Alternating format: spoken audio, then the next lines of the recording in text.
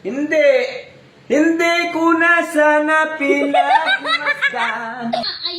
Ayoko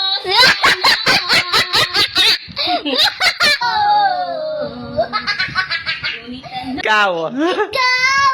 Ang pag-ibig na hinintay! Yo! What's up mga kakulit? Eto mga kakulit, meron na naman akong naisip na gagawing kalokohan kay mama at kay papa. Itong gagawin ko namang kalokohan na to ay sigurado sasaya naman sila. Simple lang naman mga kakulit ang gagawin ko. Susubukan ko lang naman silang pakantahin ngayon. Ganito lang naman mga kakulit. Oh, ito 1K. Ano wanna talk about it? Wala, napakanta agad ako mga kakulit. Siguro naman mga kakulit sa gagawin kong ito. Kahit di sila marunong kumanta, mapapakanta talaga sila. Kakanta ka lang, may 1,000 ka na. Tara, let's go mga kakulit. Papa. Wow, pugi ah. Di joke lang, baka magalit ka. Papa, nag-ano ka? Edit ako nung mga video. Bakit? Papa, di ba marunong ka kumanta? Kantahan mo nga ako. Gusto ko lang makarinig ng kanta ngayon araw na to mula sa iyo. Hala ka. Ang bihira ka naman. Papakantayin mo ako. Hindi ako marunong kumanta. Grabe ka naman. Alam mo naman kahit kailan hindi ako nakakanta. Tapos papakantayin mo ako. Pag kumanta kasi ako, pangit ang boses ko. Tapos papakantayin mo ako. Sige na, Papa, kantahan mo na ako. Ngayon lang naman ako nag-request sa'yo ng kanta. Tapos ayaw mo pa ako pagbigyan. Ay, hindi nga ako marunong kumanta. Kahit kailan na hindi talaga ako kumakanta. Sige na, Papa, pagbigyan mo na ako kahit kaunting kanta lang.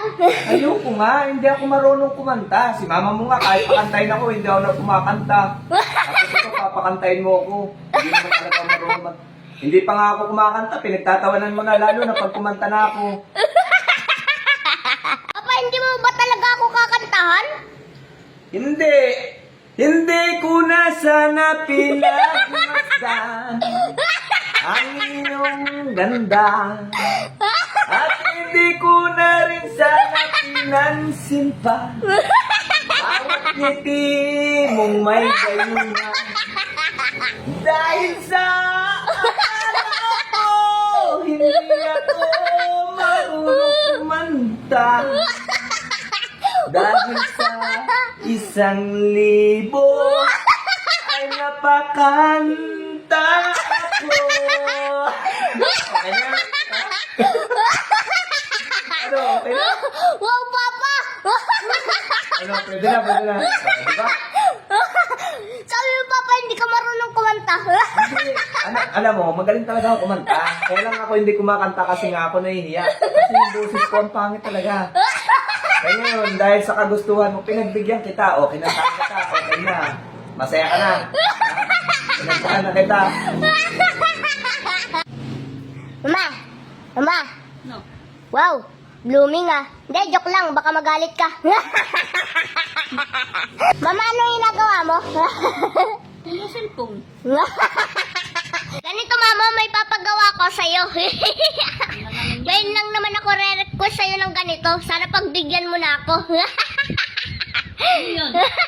Mama, kantahan mo nga ako. Gusto ko lang makarinig ng kanta mo ngayong araw na to. Wala ka dyan? Hindi naman ako marunong kumanta. Ba't akong pakakantahin mo? Si Papa mong pakantahin mo. Magaling kumanta yun. Ay, si Papa ay napakanta ko na. Ay, kaso gusto ko pa rin makinig yung boses mo. Sige na, Mama, kantahan mo na ako. Ayoko nga. Alam mo namang di ako marunong kumanta. Pakantahin mo ako. Ay nga lang ako, Mama, ma-request ng kanta sa'yo. Tapos nag-iisa mo pa akong anak, tapos di mo pa ako mapagbigyan. Sige na, Mama, pagbigyan mo na ako. Gusto ko lang talagang kumanta ka kasi gusto kong marinig ang boses mo ngayon. Ayoko talaga. Ayoko. Sigurado ka, Mama, ayaw mo kumanta. Ayoko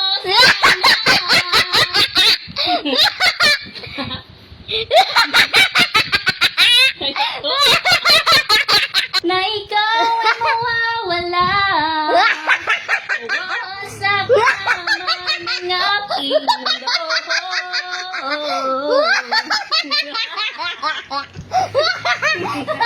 Ngunit ano ang magagawa kung talagang ayaw mo na? Sino ba naman ako para pigilin ka? 1,000. Okay na to?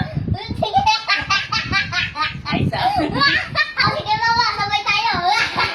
1, 2, 3, go! Ayoko sana na ikaw ay mawawala.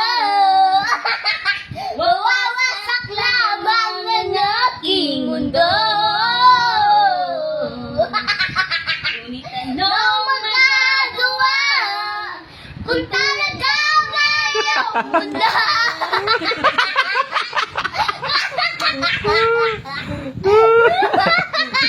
Huwag mong ipapause yan, ah! Kaya.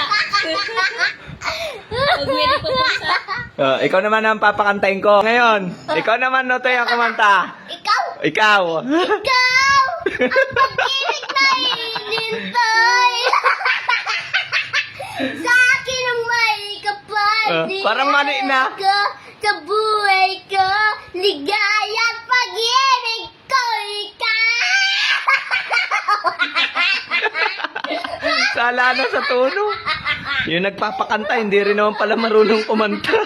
Sakit na ng tiyan ko!